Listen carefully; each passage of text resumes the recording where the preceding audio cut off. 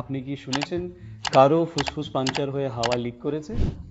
হ্যাঁ, এটা সম্ভব। অনেক সময় আমাদের ফুসফুসের ওপরে কিছু ছোট বেলুনের মতো গঠন তৈরি হয়, যাকে আমরা বলি বুলা বা ব্লেবস।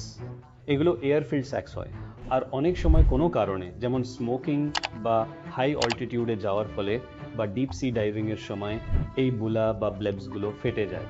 আর ওগুলো থেকে হাওয়া লিক করে ফুসফুস চুপসে যায়। এই অবস্থা প্রথমবার হলে আমরা একটা চেস্ট টিউব লাগাই, হাওয়া বের করে দিই, ফুসফুস প্রসারিত হয়, আর সাধারণত রোগীরা সম্পূর্ণ সুস্থ হয়ে যান। কিন্তু যদি কখনো এই হাওয়া লিক করার পর্ব দ্বিতীয়বার ঘটে, তাহলে সার্জারির প্রয়োজন হয়।